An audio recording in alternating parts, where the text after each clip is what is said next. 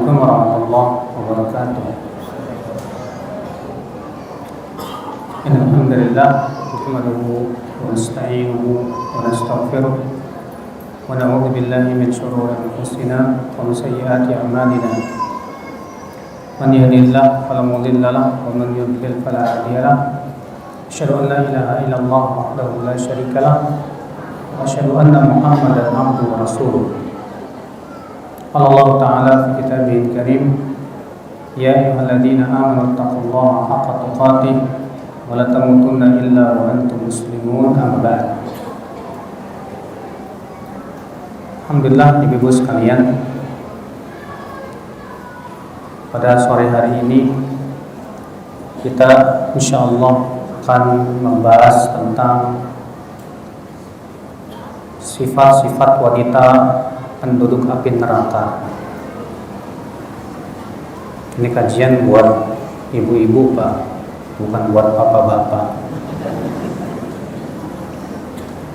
Jadi mohon maaf kalau saya manggilnya cuma ibu-ibu doang. Ibu-ibu sekalian, sebelumnya saya mau nanya sama ibu nih, Bu. Tolong dijawab ya, Bu ya. Ibu mau masuk neraka atau masuk surga? Hah? Masuk surga? Bener? Jujur? Masya Allah. Saya juga sama, Bu.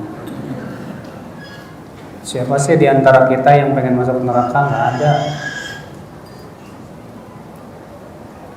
Tapi masalahnya, Bu, buat masuk surga butuh kepada perjuangan.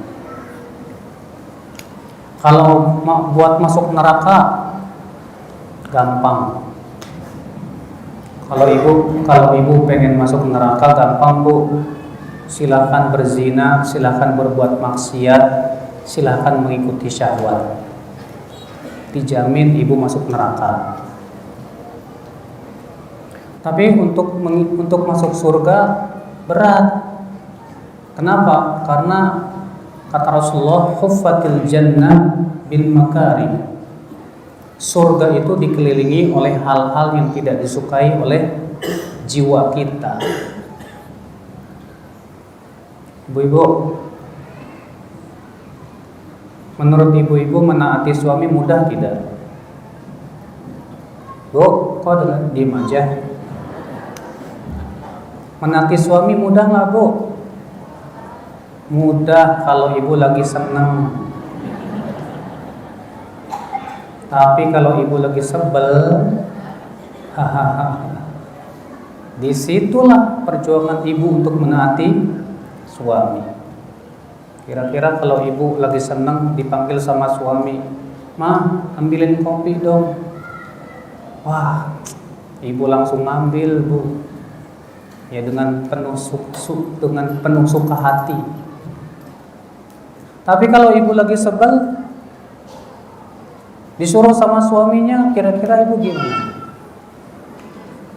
Ya taat sih Ustadz, tapi ya penuh dengan rasa kesal begitu.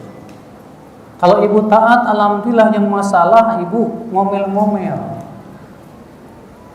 Ternyata kan, Bu, Masya Allah, untuk menaati suami tidak mudah kan?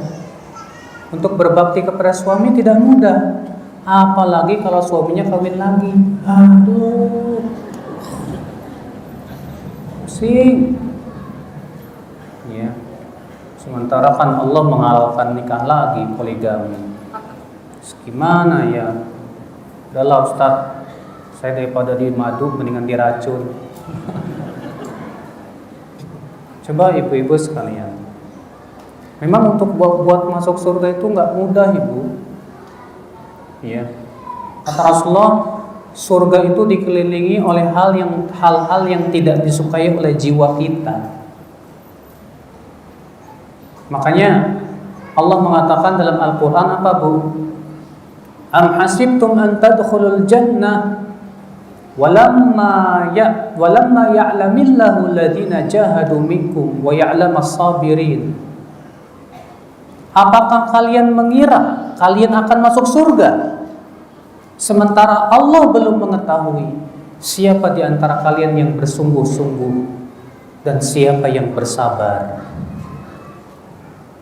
Jadi Bu, Allah mengatakan kalian ini jangan ngarep-ngarep ke surga kalau kalian tidak bersungguh-sungguh dan kalian tidak sabar untuk menaati Allah, tidak sabar meninggalkan maksiat-maksiat kepada Allah, dan tidak sabar menghadapi ujian dan cobaan dari Allah.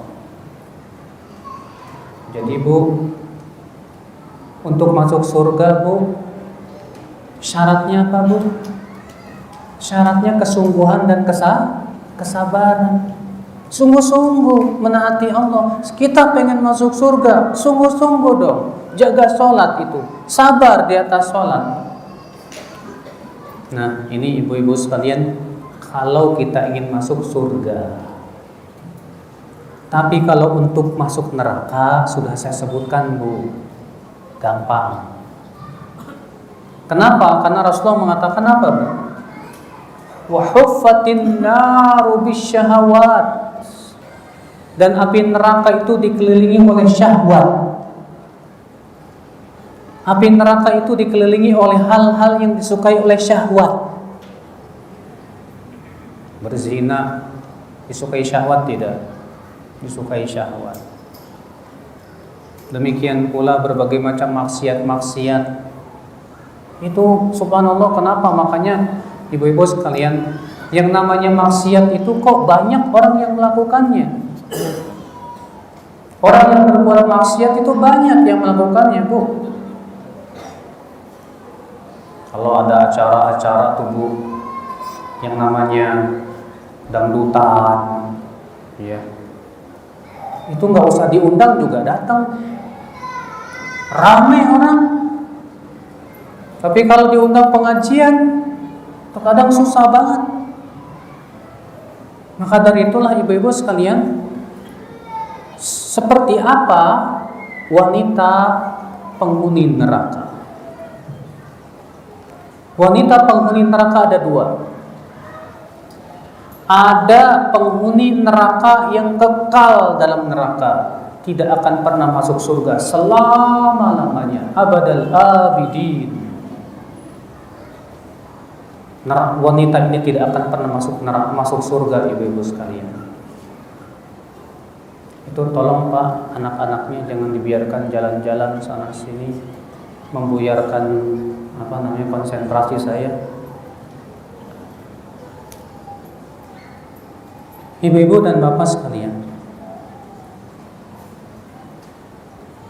penduduk neraka yang kekal itu siapa Bu? Mereka yang tidak beriman kepada Allah Subhanahu wa taala. Mereka yang mempersekutukan Allah Subhanahu wa taala. Mereka yang berbuat kesyirikan. Orang yang mempersekutukan Allah tidak akan pernah masuk surga selama-lamanya. Allah Ta'ala berfirman apa Bu? Inna Allah la yaghfiru an yushraka bih wa yaghfiru ma duna dzalika liman yasha. Sesungguhnya Allah tidak mengampuni dosa syirik dan masih mengampuni dosa yang lebih rendah dari kesyirikan. Tuh. Ya. Allah juga berfirman, innahu may yusyrik billah faqad harramallahu alaihi al-jannah wa ma'wahu an-nar wa ma lidh-dhalimin min ansar. Sesungguhnya siapa yang mempersekutukan Allah, maka Allah haramkan dia masuk surga. Haram buat dia masuk surga, dan tempat dia dalam api neraka selama-lamanya. Maka orang, ibu-ibu sekalian, wanita penduduk api neraka yang kekal itu siapa? Yang tidak beriman kepada Allah, yang mempersekutukan Allah, yang menyembah selain Allah, yang mengambil tandingan-tandingan selain Allah. Maka ini wanita yang tidak akan pernah masuk surga selama-lamanya. Maka kalau ibu-ibu tidak ingin kekal dalam neraka, na'udzubillah, jangan sampai kita masuk dalam penduduk api neraka yang kekal. Iya. Tauhidkan Allah, jauhkan kesyirikan. Jangan sampai kita menyembah selain Allah. Jangan sampai kita mengambil tandingan-tandingan selain Allah Subhanahu wa taala, Ibu. Ini yang pertama.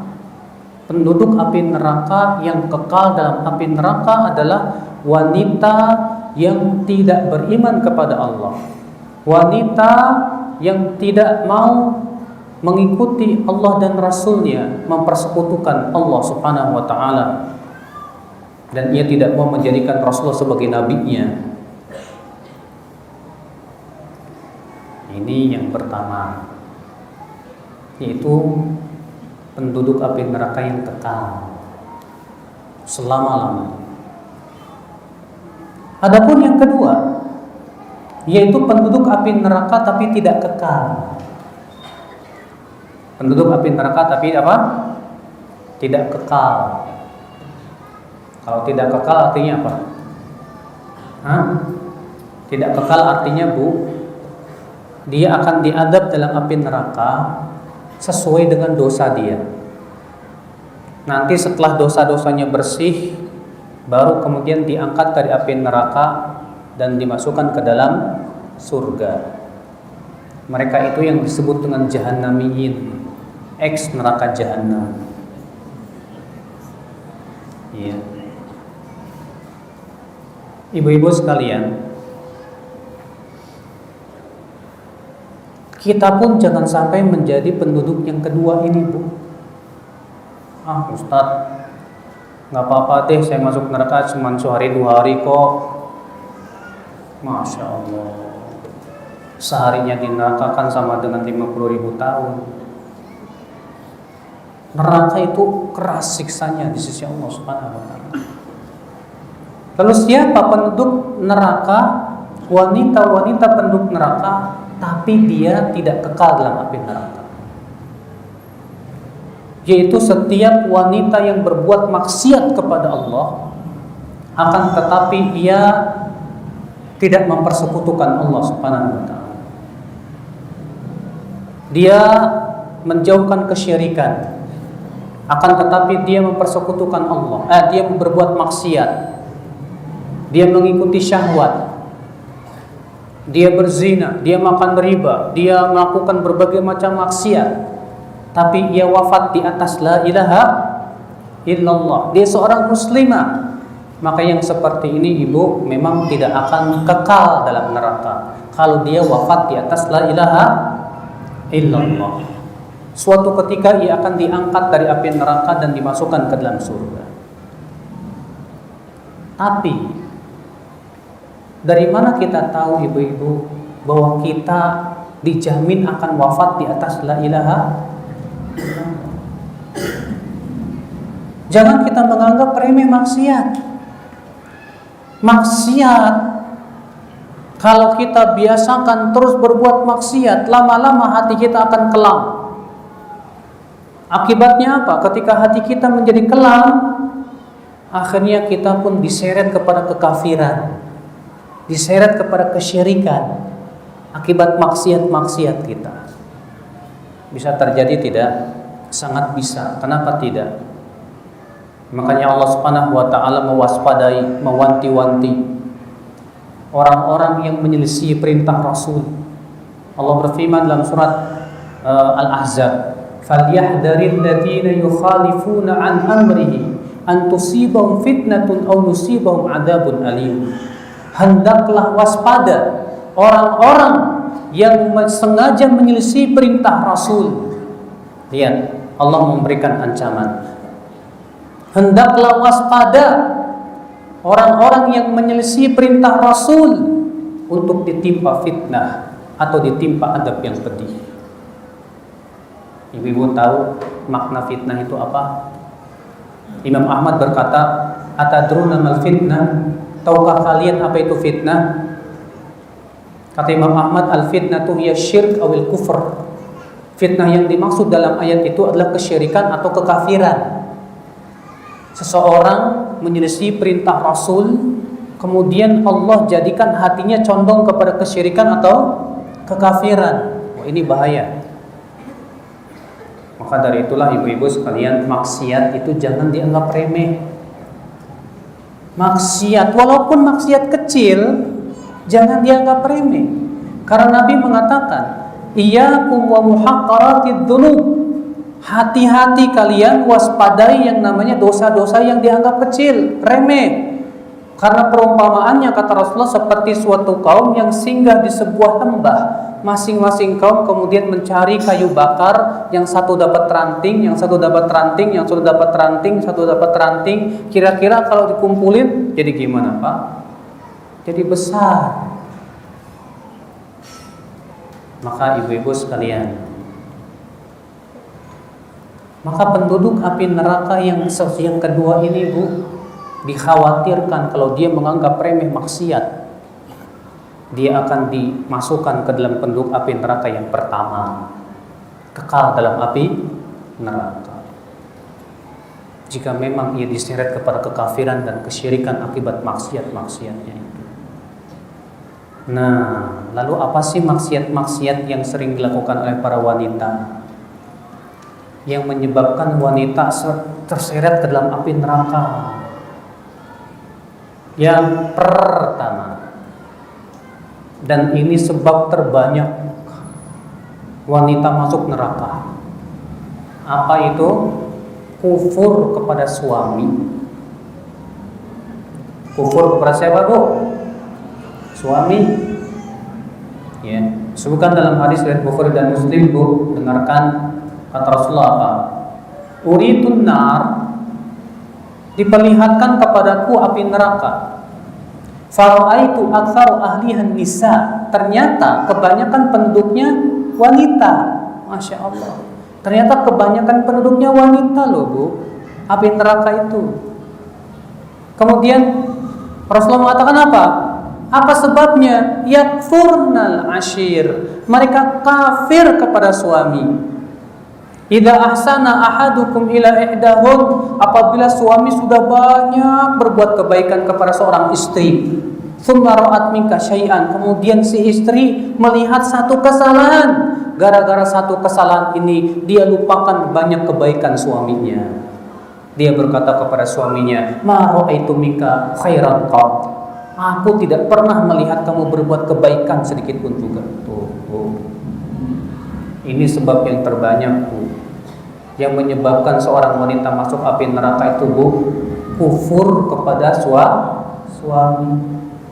Suami udah banyak ngasih ibu kebaikan, udah ngasih nafkah sama ibu, berbagai macam kebutuhan yang ibu mau dikasih sama suami. Gara-gara ibu melihat kesalahan yang ada pada suami, ibu langsung apa? Kamu itu gak pernah berbuat baik. Akhirnya kemudian ibu selalu ingat aja kesalahan suami di masa lalu. Diungkit-ungkit lagi kesalahan-kesalahan suami tersebut. Sehingga seakan-akan kebaikan-kebaikannya itu hilang di mata ibu. Wah, ini bahaya, Bu. Jangan sampai ibu seperti itu, Bu. Ya. Maka dari itulah ibu berterima kasihlah kepada suami. Kalau ibu melihat suami berbuat salah sama ibu, ya, dan suami minta maaf, maafkanlah, dan ingatlah banyak kebaikan-kebaikan suami yang ibu harus fokuskan kepada kebaikannya, Bu. Ibu perlu tahu, Bu, di antara pintu setan tuh, ya, bagaimana supaya pikiran ibu itu fokus kepada kesalahan suami. Nah, ini pintu setan. Ibu mikirin kesalahan suami aja. Suami saya kok begini.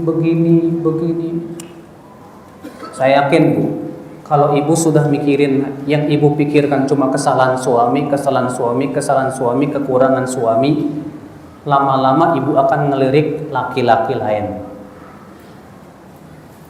Ibu akan berkurang cintanya kepada suami. Yang itu yang menyebabkan ibu akhirnya berbuat maksiat kepada suami, tidak mau taat sama suami, bahkan melotot sama suami, bahkan mengucapkan kata-kata yang tidak mengenakan kepada suami. Kenapa? Karena yaitu ibu selalu mikirkan kesalahan dia, yang ibu pikirkan kekurangan dia. Padahal kata Rasulullah, la yakrahu mu'minun mu'minah fa in kariha minha khuluqan radiya minha akhar. Jangan sampai seorang suami membenci istrinya kalau dia melihat ada kekurangan pada istri, hendaklah ia lihat kelebihan-kelebihan pada istrinya. Demikian pula seorang istri kepada suami. Kalau ibu melihat ada kekurangan pada suami ibu, coba ibu lihat apa sih kelebihan suami ibu. Nah, ibu fokuskan memikirkan apa kelebihan suami ibu. Ibu suka, suami saya memang punya kekurangan ini, tapi Masya Allah suami saya punya kelebihan-kelebihan ini. Saya suka kelebihan-kelebihannya. Nah, coba ibu fokuskan untuk mikirkan kelebihan-kelebihan suami ibu. Insya Allah ketika ibu mengingat kebaikan suami, kelebihan suami, dan ibu berusaha lupakan ya kekurangan-kekurangan suami, ibu akan menjadi istri yang salihah, seorang istri yang berterima kasih kepada suami. Ya. Sebutkan dalam hadis Bu, Rasulullah SAW Bu pernah bersabda kepada seorang wanita. Apa kata Rasulullah Bu? Adatu zaujin anti? Kamu punya suami tidak? Kata wanita ini, punya ya Rasulullah. Kata Rasulullah, kaifa anti min? Bagaimana sikap kamu kepada suamimu? Kata wanita ini, Bu, la alujuh dan illa ma'ajistu. Aku berusaha sekuat tenaga ya Rasulullah untuk berbakti kepada suamiku, kecuali yang aku tidak mampu ya Rasulullah. Apa kata Rasulullah, Bu? Unduri aina anti minhu fa innama wajannatuki aw naruki. Lihatlah bagaimana kamu di mata suamimu, karena suamimu itu surgamu atau neraka. Jadi surga ibu ada pada siapa, Bu? Suami. Neraka ibu ada pada siapa? Suami juga. Sekarang ibu maunya jadikan suami sebagai apa? Ibu ingin menjadikan suami sebagai surga ibu. Oke, kalau gitu sabarlah terhadap kekurangan suami. Jangan fokuskan memikirkan kekurangan suami, tapi fokuskan memikirkan kelebihan-kelebihan dan kebaikan-kebaikan suami. Ustadz, masalahnya suami saya nggak punya kelebihan, Ustadz. Iya. Suami saya tiap hari berbuat buruk terus sama saya, nggak pernah berbuat baik, gimana ini? Ya, kalau seperti itu terserah ibu lah. Kalau ibu maunya cari laki-laki lain, minta cerai, ya. Udahlah suami saya, kamu itu tiap hari kok berbuat buruk terus sama saya. Udahlah ceraikan saja daripada saya berbuat maksiat terus sama kamu. Ya silakan kalau ibu maunya begitu. Tapi terkadang Bu, itu menjadi pintu syaitan juga, ya, untuk menjadikan seorang istri bagaimana dia terjerumus ke dalam api neraka. Makanya subhanallah ibu-ibu sekalian, memang dalam Islam boleh. Ada seorang wanita datang ke Rasulullah, ya Rasulullah, suami saya itu saya tidak cela dalam agamanya, bagus agamanya ya Rasulullah, walakin akan tetapi saya tidak mau kafir dalam Islam ya Rasulullah. Terus mau apa? Saya ingin pisah dengan suami saya ya Rasulullah. Maka Rasul bersabda kepada suami itu, kepada istrinya, kamu mau tidak mengembalikan kebun yang pernah diberikan oleh suamimu kepadamu? Mau? Oke. Akhirnya dipisah oleh Rasulullah SAW. Tahu nggak Pak? Kenapa perempuan itu minta cerai? Gara-gara dia melihat suaminya bicara dengan laki-laki lain, banyakkan ternyata suami yang paling jelek. Suami yang paling apa? Jelek. Akhirnya si wanita ini takut, dia tidak bisa berbakti kepada suaminya. Dia takut kufur kepada suaminya. Akhirnya dia datang ke Rasulullah SAW, dia minta dipisahkan saja. Iya. Tapi Bu, di zaman sekarang jangan sampai hadis ini dijadikan alasan.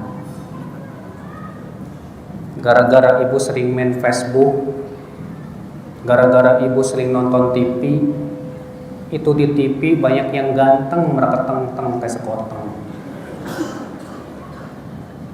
Bintang filmnya. Di Facebook ibu kenalan sama cowok-cowok, ini ganteng-ganteng banget, Masya Allah. Tiap hari ibu liatin itu per laki-laki, pas ngelihat suaminya. Kenapa Bu? Gara-gara mata ibu yang tidak bisa dijaga. Maka itu jangan sampai ibu-ibu sekalian. Makanya penting ibu untuk mencintai suami karena Allah. Di zaman Umar bin Khattab ada seorang wanita ngadu ke Umar. Si wanita ini datang kepada Umar bin Khattab dan berkata, "Ya Amirul Mukminin, tadi saya ditanya oleh suami saya, cintaku, saya pengen kamu jujur sama saya. Kamu cinta nggak sama aku?"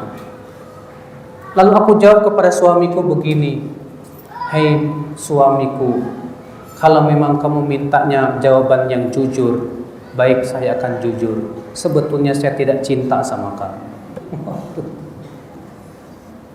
Itu gimana hai Umar, wahai Amirul Mukminin?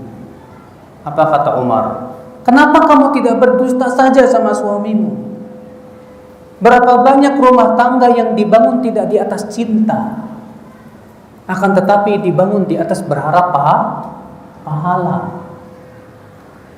Masya Allah, jawaban Umar ini luar biasa sekali. Kata Umar, berapa banyak rumah tangga yang dibangun tidak di atas cinta, tapi dia bangun di atas berharap apa?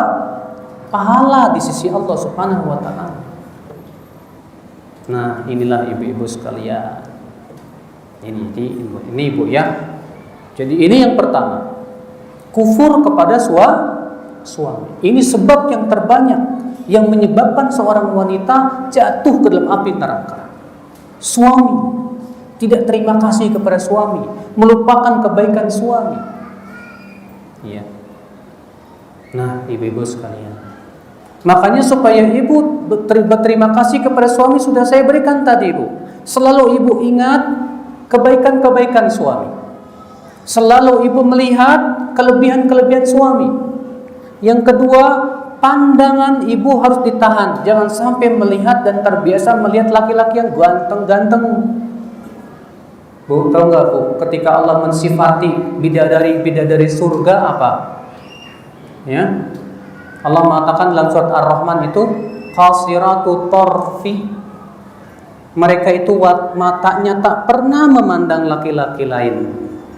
Matanya hanya sebatas melihat suaminya saja. Ternyata itu diantara apa? Sifat wanita bidadari surga. Masya Allah. Kemudian ibu-ibu sekalian, dosa yang kedua yang menyebabkan seorang wanita jatuh kepada maksiat dan ke dalam api neraka. Apa itu, Bu? Yaitu membuka aurat dan mempertontonkan aurat, atau berpakaian tapi seperti telanjang. Kata Rasulullah SAW, "Sinfani min ahlin nar lam arahum qat." Ada dua kelompok penduduk api neraka yang belum pernah aku melihatnya. Kata Rasulullah SAW. Ada dua kelompok penduduk api neraka yang belum pernah aku melihatnya, kata Rasulullah. Siapa itu? Yang pertama, suatu kaum yang membawa cambuk, yang dia dengan cambuknya menzolimi orang. Yang kedua, nisaun kasiyatun ariyatun ma'ilatun mumilatun ru'usuhunna ka'adnibatil bukhti, kata Rasulullah. Wanita-wanita yang berpakaian tapi telanjang, berjalan berlenggak-lenggok, dan rambutnya bagaikan punuk-punuk unta. Tuh. Kata Rasulullah SAW, di antara wanita penduduk api neraka itu wanita yang berpakaian tapi telanjang. Gimana maksudnya coba? Berpakaian tapi telanjang. Ada dua makna. Makna yang pertama, pakaiannya tipis sehingga kelihatan dalamannya. Atau makna yang kedua, ketat, merecet. Ya. Ibu pakai jilbab, tapi jilbabnya tipis sehingga ngejiplak. Bisa terjadi, iya bisa. Karena bahannya terlalu tipis sehingga akhirnya ngejiplak, nggak boleh itu. Ya. Bu, ingat Bu, ibu pakai kerudung tujuannya apa sih Bu? Menutup aurat. Ibu pakai jilbab tujuannya apa sih Bu? Menutup aurat. Ibu tahu nggak bedanya kerudung sama jilbab? Banyak diantara ibu-ibu yang menganggap, maaf ya, banyak diantara ibu-ibu yang menganggap jilbab itu kerudung. Salah besar. Jilbab itu pakaian kurung yang besar yang menutupi seluruh tubuh. Itu jilbab. Makanya ayat kerudung sama ayat jilbab kan beda. Ayat kerudung itu di surat Al-Mu'minun.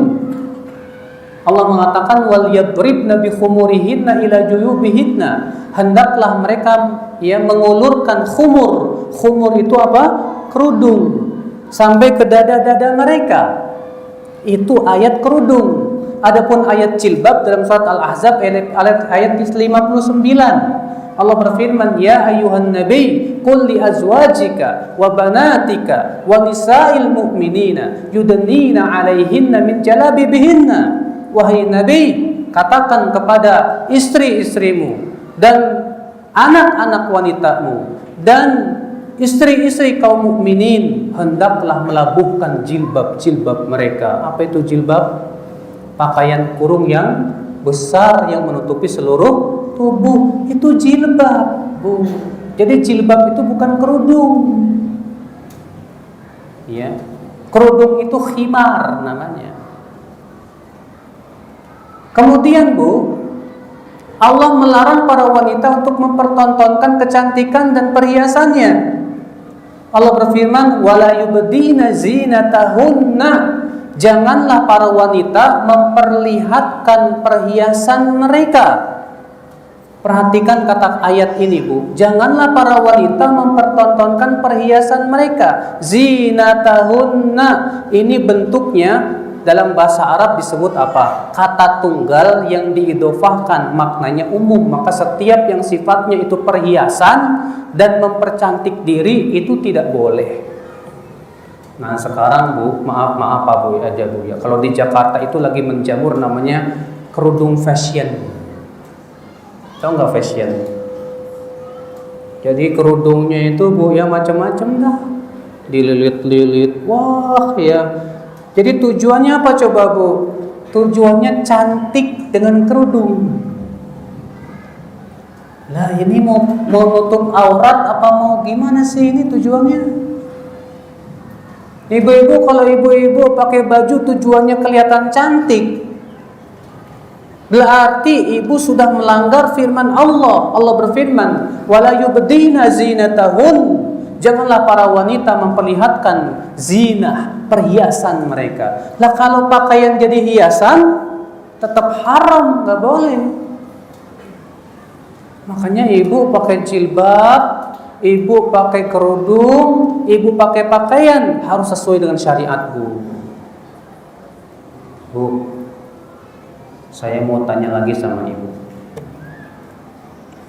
Ketika ibu beli baju, yang ibu pikirkan biar tampil cantik atau biar diridhoi Allah?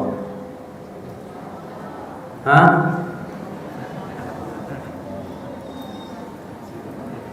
Bu, kok diem aja sih ibu? Hah? Ibu kalau beli baju, yang pertama kali ibu pikirkan apa? Agar tampil cantik atau agar diridhoi Allah? Hah? Bingung ya jawabannya Bu ya. Saya pengen tampil cantik Ustadz tapi diridhoi Allah. Gimana dong caranya ya? Iya. Susah ibu. Sekarang ibu yang harus ibu pikirkan adalah kalau ibu pakai baju, kalau ibu mau beli baju, yang ibu pikirkan sekarang nih baju diridhoi Allah apa enggak? Jangan ibu pikirkan gimana saya tampil cantik dengan baju ini. Salah. Berarti kalau ibu beli baju atau pakai baju tujuannya supaya terlihat cantik, maaf, itu namanya syahwat. Itu namanya apa? Syahwat. Tapi kalau ibu yang pertama kali ibu pikirkan, saya diridhoi Allah atau tidak dengan pakaian saya ini, alhamdulillah. Berarti ibu memang seorang wanita yang mengharapkan surga Allah. Ibu selalu menginginkan ridho Allah Subhanahu wa ta'ala. Sekarang kan Masya Allah Bu, maaf aja Bu ya, akhwat-akhwat yang pakai jilbab Bu, jilbabnya ngeleber-ngeleber ya, besar-besar gitu, Masya Allah udah berjamuran Bu. Tapi terkadang kan ada aja usaha bagaimana supaya bisa mempercantik diri gitu loh Bu ya, dengan jilbab yang lebar tapi biar terlihat tampil cantik juga. Akhirnya apa? Tujuannya tetap aja berhias ya. Berhias, maka tetap itu tidak diperbolehkan Ibu Bu ya. Nah ini sebab yang kedua Bu, seorang wanita masuk neraka gara-gara apa? Mempertontonkan kecantikan, mempertontonkan aurat, berpakaian tapi telanjang. Itu termasuk perkara yang menyebabkan seorang wanita masuk ke dalam api neraka. Ibu-ibu sekalian, hati-hati, waspadalah.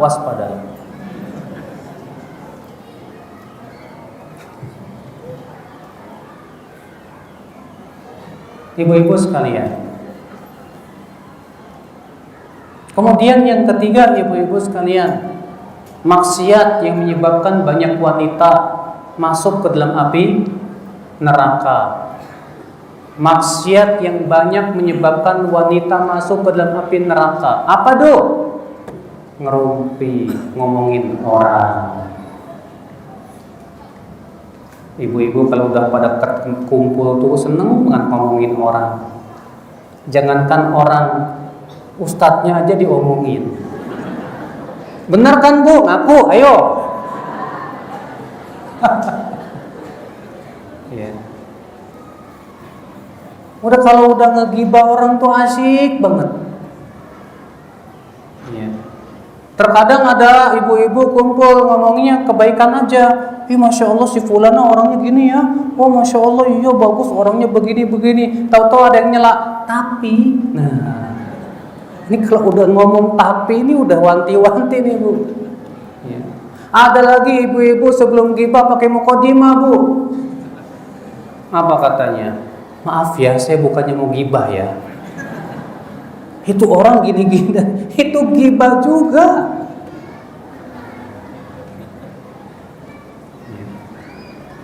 Makanya ibu-ibu, Allah Subhanahu wa taala mengkhususkan para wanita. Allah mengatakan, "Wala nisa'un min nisa'in asa ayyakunna khairan minhunna." Janganlah para wanita memperolok wanita yang lain. Memperolok yang lain, bisa jadi yang diperolok lebih baik daripada yang apa? Yang memperolok. Hati-hati Bu, yang namanya ngomongin orang tuh Bu. Ngomongin orang apalagi itu orangnya soleh lagi. Hati-hati Bu, bisa jadi pertama ibu mentransfer pahala ibu kepada dia cuma-cuma. Yang kedua ibu mendapatkan dosa. Hati-hati Bu. Apalagi kalau ibu niatnya ingin menjatuhkan dan merusak nama baik dia. Ini lebih lagi berat di mata Allah Subhanahu wa taala. Sebutkan dalam hadis yang disahihkan oleh Syekh Al-Albani rahimahullah, Rasulullah SAW bersabda apa? Inna lirriba sab'ina baban. Riba memiliki 70 pintu.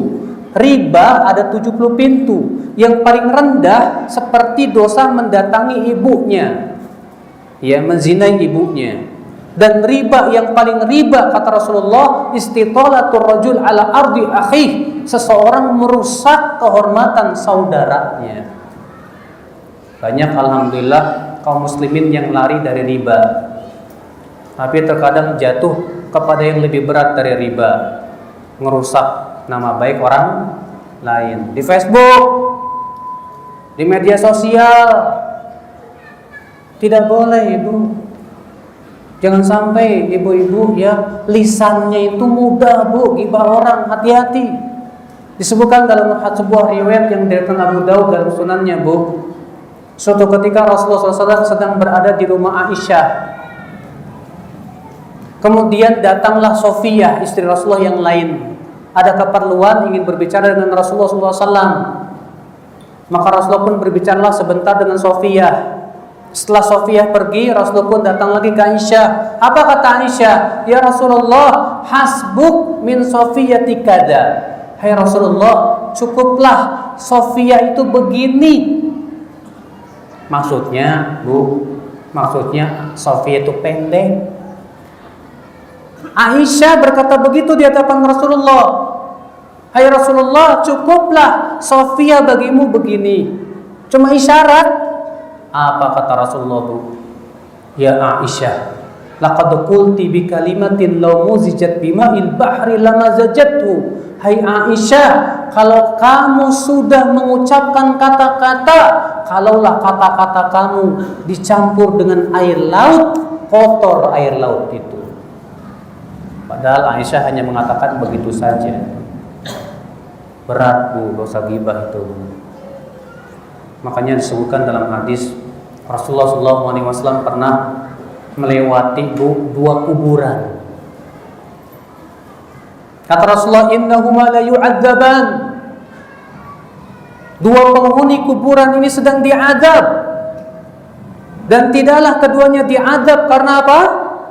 Karena perkara yang dianggap besar oleh mereka, padahal itu besar di sisi Allah. Adapun yang pertama, kata Rasulullah, fakana yaktab, dia suka bergibah. Demikian dalam riwayat Imam Ahmad. Adapun yang kedua, dia tidak berhati-hati dari air kencingnya. Ternyata gibah itu sebab seseorang diadab dalam apa? Dalam kubur.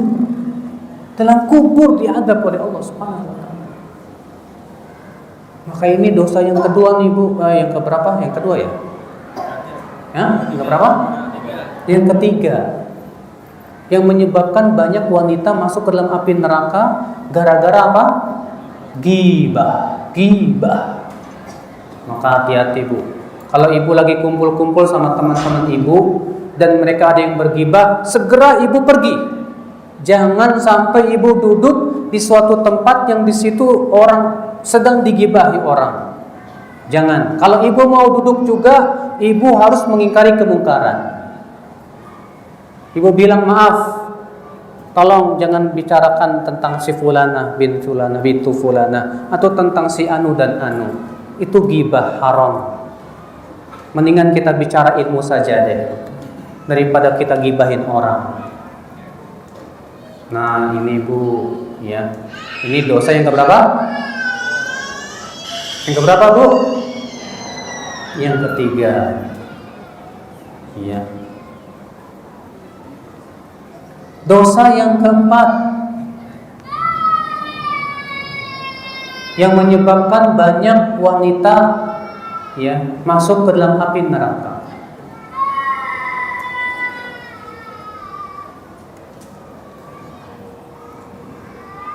Apa itu ibu-ibu sekalian?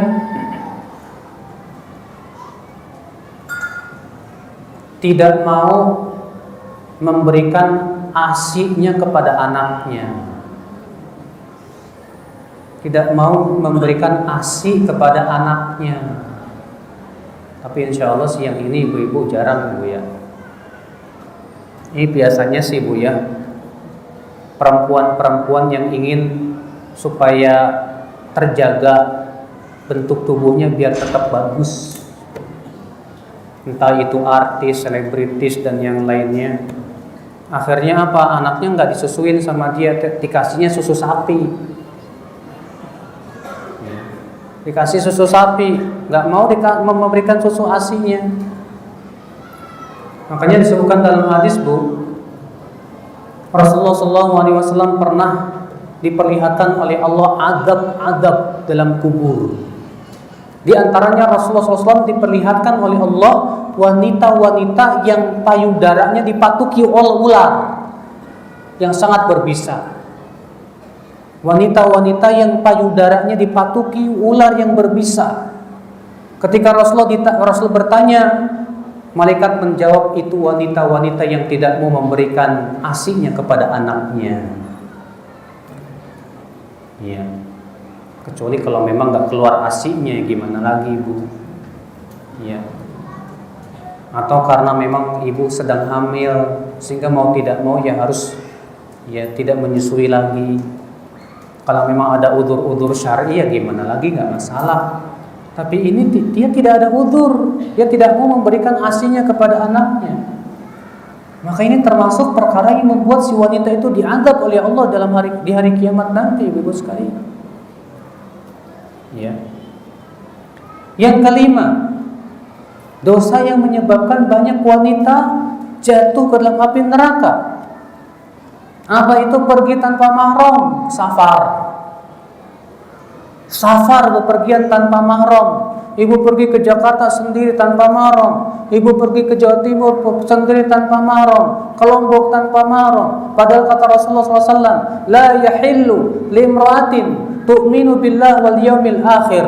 Tidak halal seorang wanita yang beriman kepada Allah dan hari akhirat antusafir, untuk bersafar sejauh dan sejarak sehari semalam kecuali bersama mahramnya. Tuh lihat, Rasulullah mengatakan tidak halal laki wanita yang suka pergi safar tanpa mahram, dosa di sisi Allah. Dosa di sisi Allah. Nah, inilah ibu-ibu sekalian. Ya. Jadi kalau ibu-ibu pergi, jangan sampai ibu pergi sendirian, Bu. Kecuali kalau memang tidak safar. Kalau tidak safar nggak masalah. Misalnya ibu cuma di Denpasar aja nggak safar kok. Tapi kalau ibu sudah safar mau ke Lombok atau di luar kota sana jauh, ibu harus pergi dengan mahram. Kecuali kalau sudah tidak ada mahram dan itu keadaannya darurat, harus segera pergi dan sangat dibutuhkan. Maka kata para ulama seperti ini dibolehkan, silakan. Apa? Ya. Baik, saya kira cukup ibu-ibu, kita buka tanya jawab. Barangkali ibu-ibu ada yang mau bertanya, silahkan.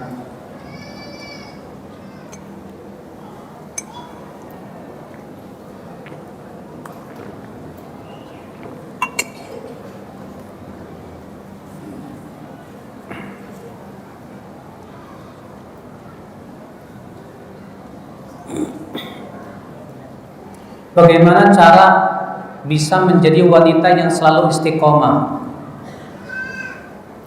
Kadang kami yang baru hijrah ini memakai baju syar'i sering diejek atau dikucilkan. Nah, inilah memang ujian hidup bagi mereka yang ingin masuk surga.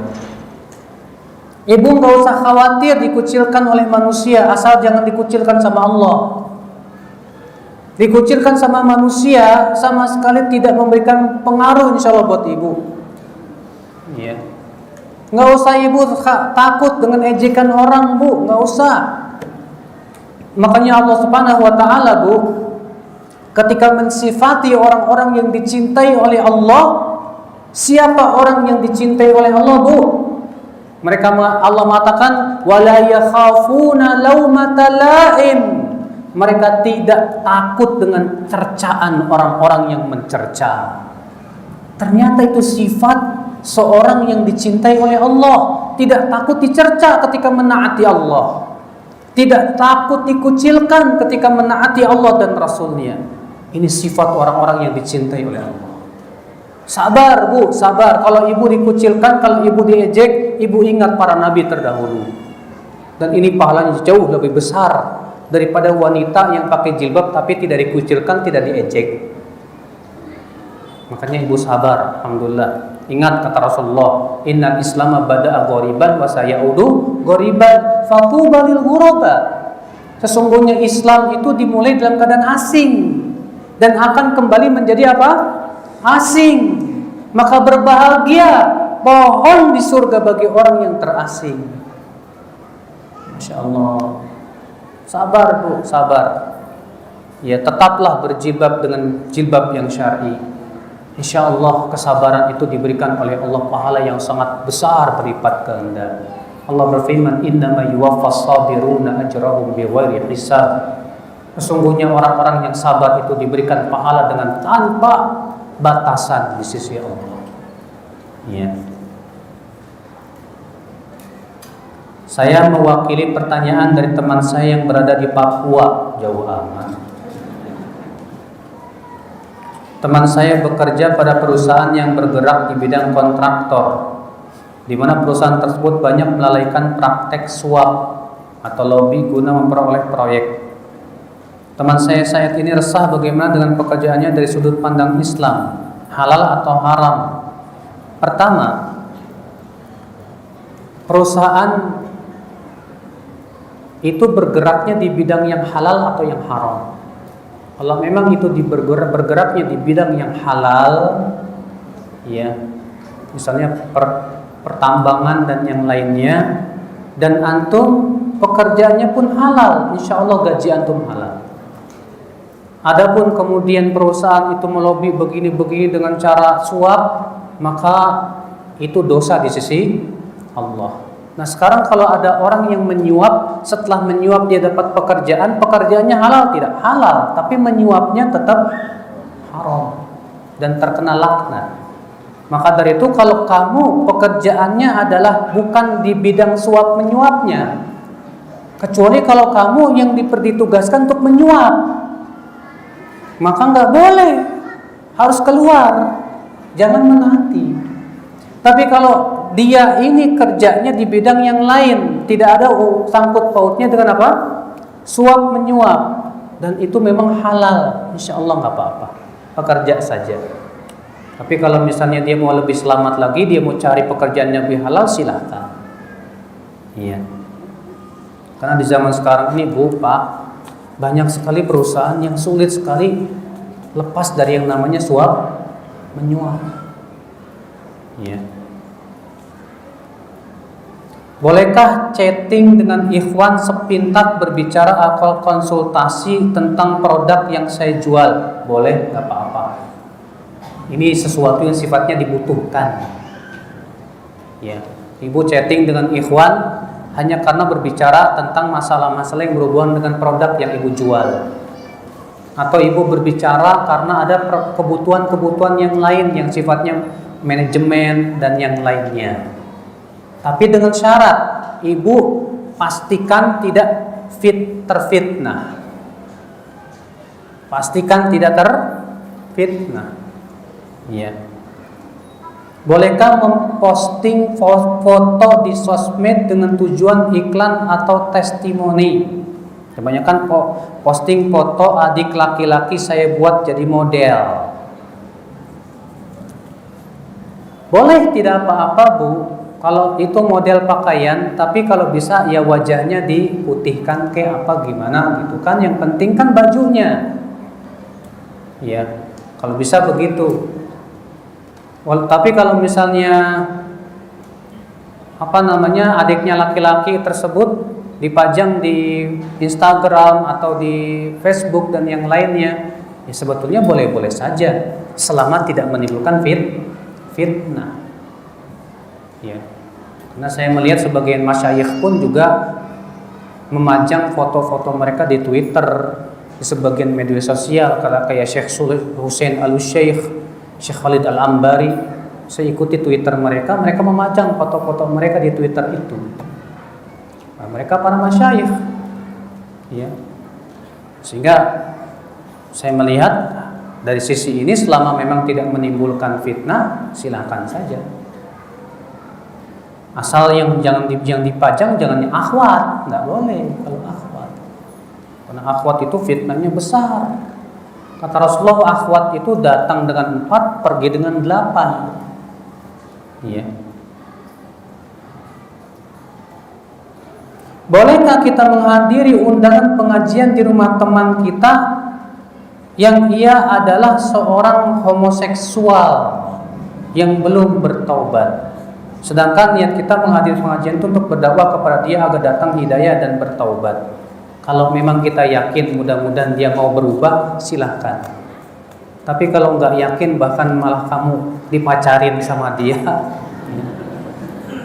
bahaya juga. Yang namanya homoseksual tuh nggak mudah untuk sembuh, Pak. Ibu, bapak misalnya temannya laki-laki dia homo, tahu, saya mau dakwahi datang. Rupanya bapak ganteng, wah, Besok langsung besok saya main ke rumahmu ya. Betul tuh, ngapain nih? Hati-hati. Ya. Ustaz, masalah kufur pada suami. Bagaimana jika kekurangan suami tersebut adalah kurang baik akhlaknya? Bagaimana cara istri untuk mendorong suami mau mengajari agama dengan baik? Terima kasih atas jawabannya. Bu, kalau ibu punya suami yang kurang agama dan akhlaknya, berarti untuk sementara ibu yang membimbing dia ke surga. Caranya bagaimana? Caranya yang pertama, ibu memperlihatkan pelayanan ibu yang luar biasa. Sehingga suami berpikir, ini istri saya kok habis ngaji, luar biasa banget sih pelayanannya. Habis ngaji nih, Masya Allah istri saya nih kok, Masya Allah. Biasanya tiap pagi gak pernah bikinin makanan, sekarang bikin masakan. Biasanya gak pernah menyambut ketika datang bekerja, setelah ngaji disambutnya, Masya Allah dengan senyuman manisnya. Suaminya akan bertanya, Neng kamu ngaji di mana Neng? Itu sama Ustadz Hudzaifah. Masya Allah ya. Udah Neng kamu ngaji terus sama dia Neng. Didukung aja sama suami sudah alhamdulillah ibu ya. Makanya coba ibu akhlak kepada suami diperbaiki. Ketika ibu memperbaiki akhlak kepada suami, ibu dapat dua. Yang pertama, ibu seakan-akan mengajari suami bagaimana berakhlak. Yang kedua, ibu mendakwahkan kepada dia bagaimana akhlak. Insyaallah bu. Dan berharap kepada Allah pahalanya di sisi Allah. Jangan mengharapkan keridhaan suami. Sama sekali jangan mengharapkan keridhaan suami. Iya. Ustaz, warna yang diridhoi oleh Allah untuk wanita apa ya? Hitam apa putih ya? Asal tidak mencolok bu. Kalau kita melihat para sahabat di zaman Dausi, rata-rata warnanya itu gelap. Saya mendapatkan satu riwayat para sahabat itu disebutkan mereka bagaikan burung-burung gagak. Burung gagak warnanya apa? Hitam. Dalam satu riwayat Baihaqi disebutkan para sebagian sahabat memakai baju hijau. Ada yang memakai baju biru. Ada juga baju biru tapi ada garis-garis kuningnya. Maka itu boleh kalau memang itu tidak membuat cantik dengannya, menghiasnya seperti itu. Aisyah radhiyallahu anha pernah memakai baju muwarradah yang dicelup dengan warna wardah. Wardah itu bunga ros. Bunga ros itu warnanya apa? Merah kehitaman, merah tua. Ya, bukan merah yang cereng gitu, bukan. Ya. Maka Aisyah pakai itu. Boleh, enggak apa-apa. Ya. Asal ibu jangan pakai pakaiannya dihias-hias sedemikian rupa sehingga menjadi tampil cantik dengan itu. Jangan ibu. Ustadz gimana ya Ustadz ya? Saya kan udah cantik dari sononya. Kalau gitu mah ya gimana lagi ya tuh ya. Bagaimana hukum pernikahan yang suaminya meninggalkan sholat? Ibu ridho tidak? Ibu ridho tidak? Pemimpin rumah tangga ibu ternyata nggak sholat, nggak mau sujud sama Allah. Ibu tahu tidak bu? Iblis disuruh sujud kepada Adam, nggak mau. Sombong dia. Allah mengatakan apa? Maka dia kafir. Tapi iblis kalau disuruh sujud sama Allah mau bu. Ini disuruh sujud sama Allah nggak mau. Kebangetan dah. Nggak mau meletakkan jidatnya kepada pencipta alam semesta. Gak layak ibu punya suami kayak gitu bu. Ya, makanya sebagian ulama mengatakan wanita yang baik-baik tidak halal untuk wanita yang nggak sholat, laki-laki yang nggak sholat. Syekh Utsaimin bahkan mengatakan harus dipisah. Harus dipisah. Karena wanita-wanita yang baik-baik itu hanya untuk laki-laki yang baik-baik. Ya. Bagaimana hukumnya jika wanita yang bekerja di kantor yang mesti berpenampilan menarik dan fresh? Wah. Misalnya sebagai customer service, apakah termasuk kategori mempertontonkan kecantikan? Nah, itu berarti pekerjaannya tidak boleh. Biarkan yang jadi customer service laki-laki semua. Janganlah perempuan. Ibu nggak boleh bekerja sebagai customer service. Kalau ternyata disuruh mempertontonkan kecantikan biar fresh terus katanya. Iya. Bu, ibu cantik buat laki-laki atau buat suami? Buat suami kan Bu ya? Ya sudah. Maka ibu harus berhenti dari pekerjaan sebagai customer service yang menyebabkan ibu dimurkai oleh Allah gara-gara ibu selalu mempertontonkan kecantikan. Gak boleh. Ya. Itu berarti pekerjaannya yang tidak halal.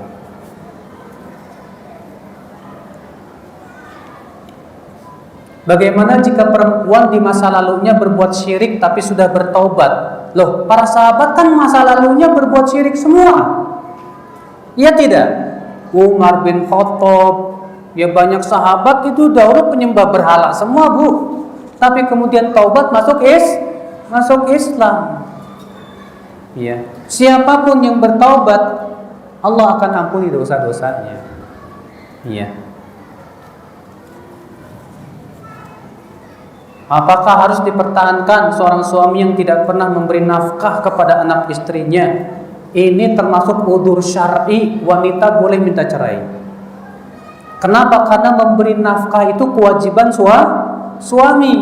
Kalau suami sudah tidak mau memberikan nafkah lagi kepada istri, itu berarti suami tidak bertanggung jawab. Maka pada waktu itu si istri dibolehkan dalam syariat minta cerai.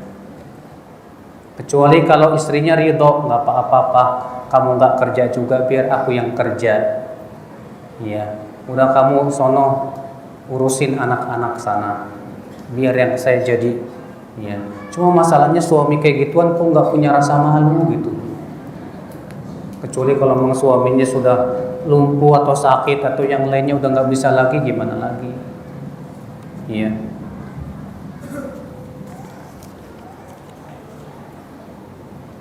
Kalau kita berwudu dalam keadaan memakai bedak, apakah wudunya sah? Bu, saya yakin kalau ibu berwudu itu bedaknya hilang. Ada nggak bedak yang nggak hilang sama air wudu? Iya. Jadi kalau ibu berwudu dalam keadaan pakai bedak, pas ibu cuci hilang, ya udah selesai.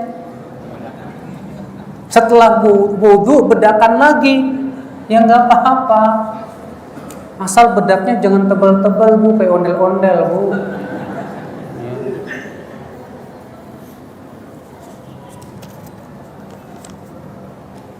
Saya pengen menutup aurat dengan jilbab yang menurut syariat Islam Ustadz, tapi suami saya lebih suka saya modis dalam artian fashion yang tidak syar'i.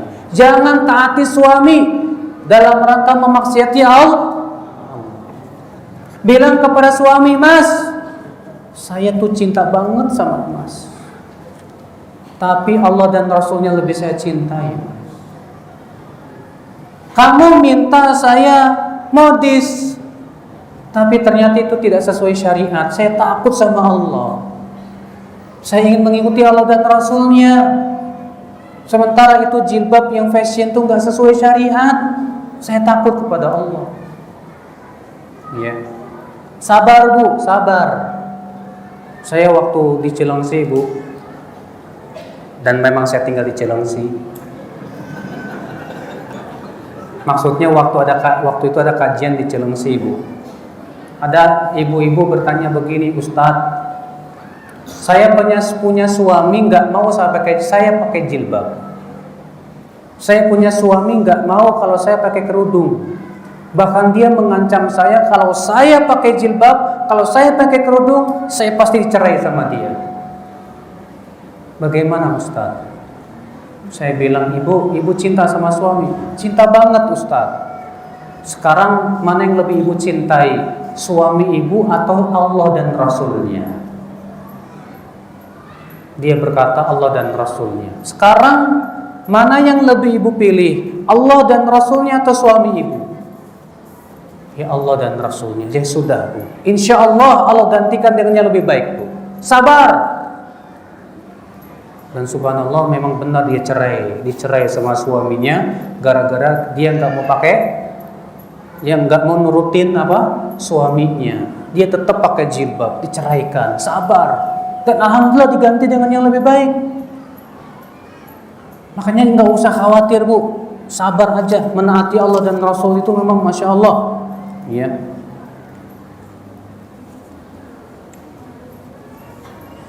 Jika berhias diharamkan, bagaimana kalau suami menginginkan istrinya untuk berdandan atau berhias? Ya kalau di depan suami nggak apa-apa tuh Bu.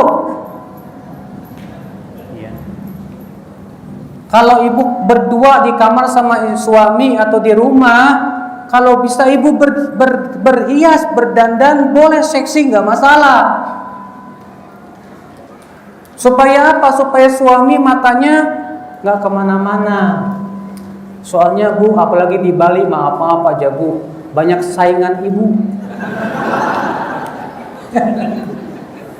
Itu suami di luar tubuh ngeliatin paha di mana-mana, Ibu. Bali tahu sendiri. Nah sekarang ibu di rumah nggak seksi juga, suaminya cemberut. Ya, makanya ibu juga di rumah nggak apa-apa seksi, di depan suami nggak apa-apa seksi. Ya, supaya apa? Supaya si suami pun ada obatnya setelah ngelihat di jalanan yang enggak tadi. Ya, makanya ibu penting Bu, ya, untuk menjaga kecantikan itu penting buat ibu-ibu di hadapan suami Bu. Saya setiap kali pergi sama suami menunggu, saya harus berhias dulu. Jangan. Bilang ke suaminya, Mas, kamu ridho ya saya dinikmati kecantikannya sama laki-laki lain ya? Kamu ridho ya laki-laki menikmati kecantikan saya? Ya enggak lah, ya sudah. Kalau kamu tidak ingin saya dinikmati kecantikan saya, kenapa Mas menyuruh saya harus berhias-hias macam-macam? Ya, saya kan kecantikannya untuk kamu Mas. Nah itu Bu, bilang ke suaminya begitu Bu. Ustaz, apakah seorang istri berdosa jika tidak mencintai suaminya, namun ia tetap berusaha untuk taat pada suaminya? Jempol istri kayak gini. Walaupun dia tidak mencintai suami tapi tetap menaati suami, jempol. Karena banyak istri ketika tidak cinta sama suami susah menaati suami.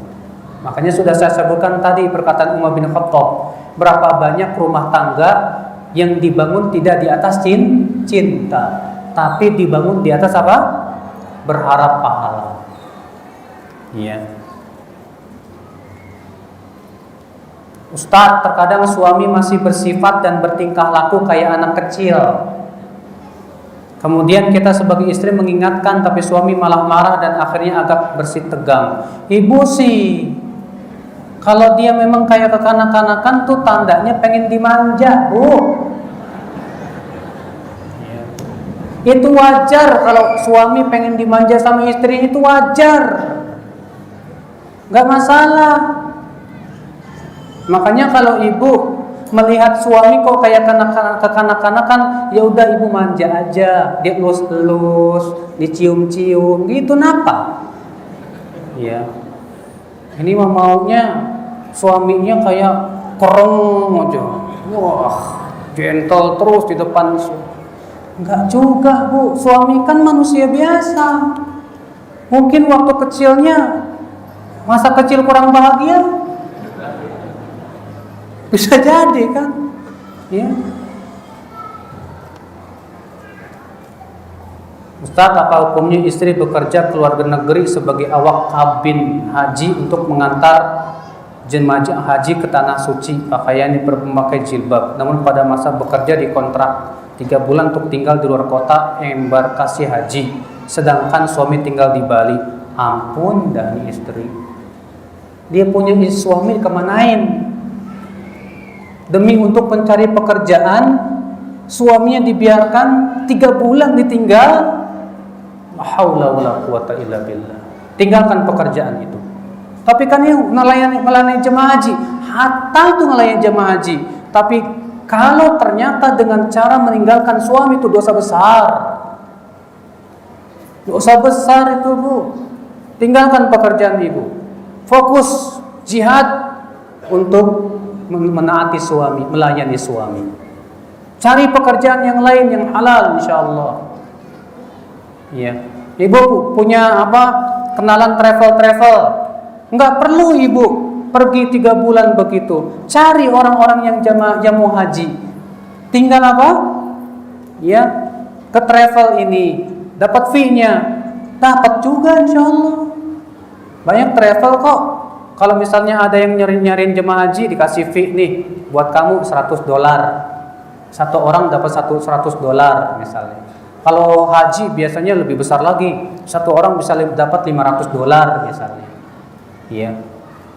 Itu Masya Allah, bisa sambilan tanpa harus meninggalkan suami.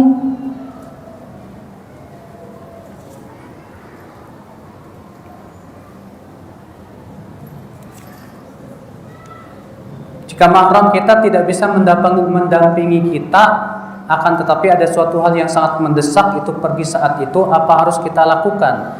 Mendesaknya apa ya? Apa yang dimaksud dengan mendesak di sini? Berupa undangan Ustadz, bukan mendesak itu namanya. Kalau cuma undangan walimah, kecuali kalau itu bukan safar. Walimahnya cuma di Denpasar juga sih, nggak sampai keluar kota, nggak safar. Bilang ke suami, Mas, kamu kan nggak usah nemenin saya ke walimah, saya pergi sendiri aja ya, nggak apa-apa ya. Ini kan nggak safar. Silakan, nggak apa-apa. Kecuali kalau memang safar, maka safar itu harus ditemani suami. Kalau suami nggak bisa, ya udah, nggak boleh datang. Ya, daripada malah maksiat selama perjalanan.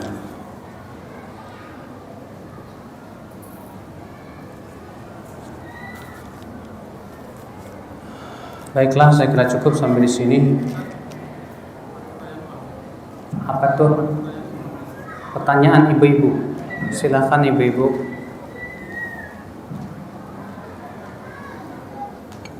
Ustaz mengajukan pertanyaan untuk ibu. 4 pertanyaan.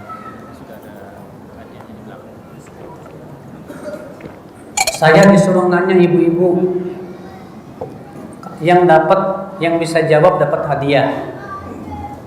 Bu, tadi disebutkan wanita penduduk api neraka itu ada 2 macam. Wanita penduduk api neraka itu ada 2 macam. Yang pertama, yang kedua apa? Pertama dan kedua. Yang pertama penghuni neraka kekal. Iya. Yang berbuat kesyirikan kepada Allah.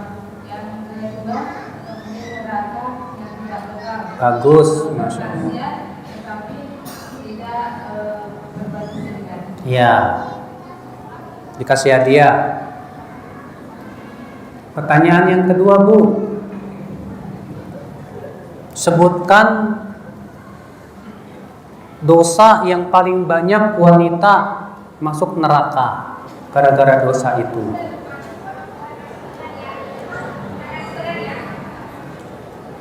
Silakan.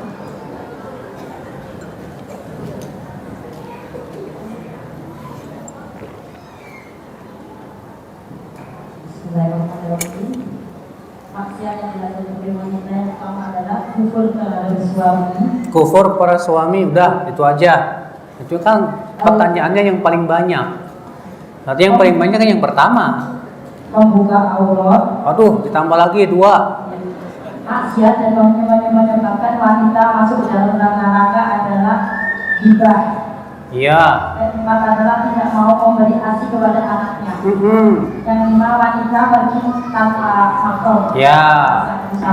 Bagus, dikasih itu 2.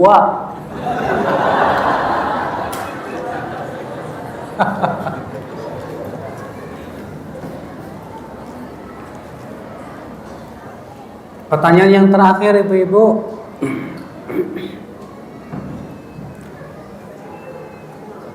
Sebutkan nama 3 ustadz yang ada di Bali. Ustadz sunnah yang selalu dipakai sama Bali mengaji. Yang selalu dipakai sama Bali mengaji, ingat ya. Bismillah. Pertama Ustaz Tauhid dan Sultana, kedua Ustaz Islam Berulun, ketiga Ustaz Ainul Rafiq. Masya Allah. Benar tidak? Benar. Kata Mas Badrimin benar katanya. Ya udah dikasih aja. Satu lagi. Kan 3 katanya. 4. Baik, 1 lagi. Ibu-ibu sekalian, siapakah, sebutkan nama-nama ustadz luar kota yang suka ke Bali.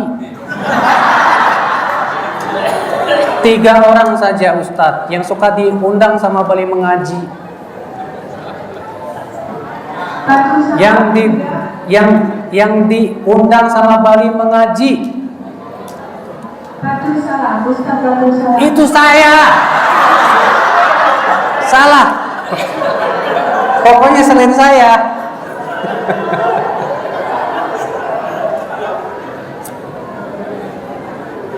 Selain saya, Bu. Ustadz Syafiq benar kan?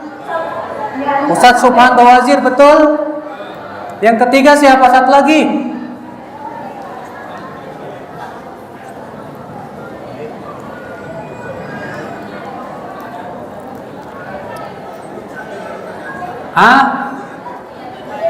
Yang lain?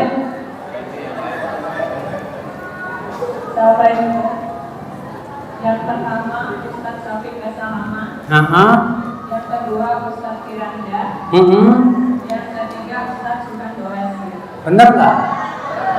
Benar. Dibagi 2 tuh sama yang tadi. Baik, saya kira cukup. Subhanallah bihamdik, asyhadu an la ilaha illa anta, astaghfiruka wa atubu ilaik. Assalamualaikum warahmatullahi wabarakatuh.